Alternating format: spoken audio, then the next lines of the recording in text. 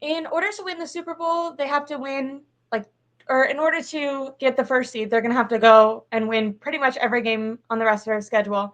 So I'm thinking that they're going to have to win anywhere from 8 to 12 games in a row coming up. I think that they're going to need that bye week.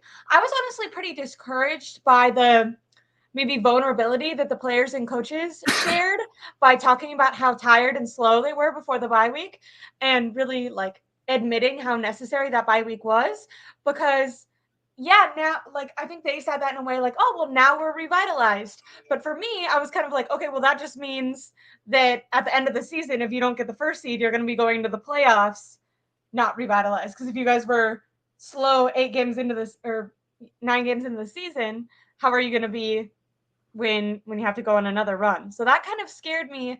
I don't know. The Niners came out with tons of energy, but I'm a little bit nervous for their ability to carry that on into a Super Bowl victory. I don't doubt that they'll get to the playoffs, but I definitely feel like the reason that you didn't want to go on that low streak was because you needed that number 1 seed in order to get that rest that this team that for some reason seems a little bit older definitely needs. How do you feel about that? Do you think that they're going to be able to just do like they did last year and win every game no problem? They got that 3-game no, because their defense last year was still better than it was this year, I feel. Their offense might be better or the same. No, it's probably the same. They're still looking like the same type of electric 30-point scoring offense for the most part, so long as Brock Purdy protects the football and McCaffrey doesn't have butterfingers. Yeah, I don't think they're gonna run the table. I think there's gonna be another loss or two. I think that loss is gonna come in Philly because that's gonna be a tough one. Because Philly hasn't played their brand of football. They've only had 1 or 2 games where they look like themselves, and even when they haven't looked like themselves, they're still beating teams fairly convincingly, not easily convincingly, but it's okay, yeah, they definitely won that game. So and they've shown they can grit out a win in a close game. And what's the 49ers' weakness overall other than the right side of the offensive line? It's their secondary. That much became pretty clear after this game, especially. It's okay, yeah, Ward is still a little sketchy. Actually, no, I think Ward got that penalty. I thought that was bullshit. They shouldn't have called that penalty. I won't knock it on them. He actually had a fine game, but still, he's susceptible. And then Lenore, I mean, that move in the secondary was fantastic to get Isaiah Oliver off the field. I mean, who would have thought? To me, it was initially wait, Oliver's a roller coaster, but he's a roller coaster, but at least he's not Ambry Thomas who's constantly getting beat. And then all of a sudden, Ambry Thomas comes in and has easily the best game of his season. Hilarious adjustment. And way better than any game that Isaiah Oliver has played this year. So it's you know what? It's so volatile the way these corners are. One dude looked better, more liable, but now it's clear. It's you know what? Let's just run it with Ambry, I guess, because Oliver was not it. And I guess somehow, some way, maybe just figure out if you could. I think because the reason why you like Ambry instead is he's only susceptible in one part of the game, the passing game, where Oliver, it's dude, come up a run defense. We need so much of these other. We need so much. It's more of a critical role than people realize, that nickel spot. That's why K'Wan Williams and Jimmy Ward holding it down there for so many years was so amazing. And now you're feeling the loss of those two players. I mean, especially Ward, since he's in the Texans. But yeah, I think it's going to be hard to envision a run there. If it's going to be a run, it's going to be the way it's going to be carrying on the offense for sure. I'm going to think that this year's team, 49ers team, the offensive strength the strength of the team is in their offense. It's not in the defense anymore. This defense will still be solid, but it's clear they're going to be a more of a bend, don't break type of defense than just pretty much what we saw against the Jaguars. I don't think that's going to be consistently hand to hand week. I mean, they did only give up 3 points against the Jaguars, but I see. Yeah, but I think the Jags didn't test them the way. I don't think the Jags are as good as anyone thought they were. Team or not? Jags aren't that good.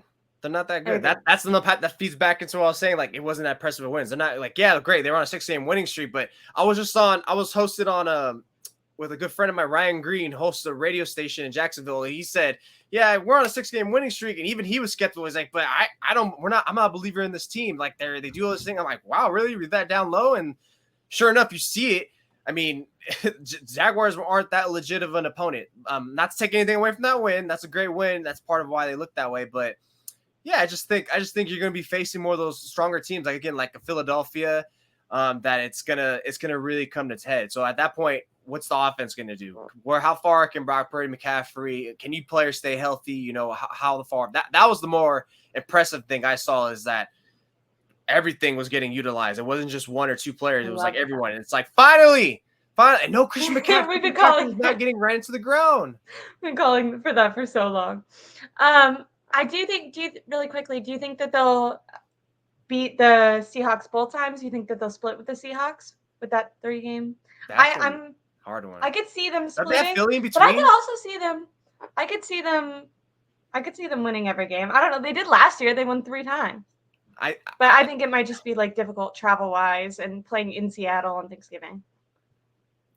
I think that's going to be a 2-game losing streak potentially. And Kyler Murray, did they already play the Cardinals twice? Am I dumb? Because Kyler Murray's back, and he played really good on Sunday. December. Yeah, but Kyler Murray played really good on Sunday. Yeah, and that team has been like kind of like, I feel like even if they're not in the playoff race, I mean, their whole entire thing this year was that they're supposed to suck, but they've been playing at least for pride. So I could see them putting up a good fight. Mm-hmm. Yeah, they're scrappy. Kind of pulling like a Lions trying to keep the Packers out last year. You know what I mean? Like I can see them wanting to upset the 49ers just because, whether or not. Yeah.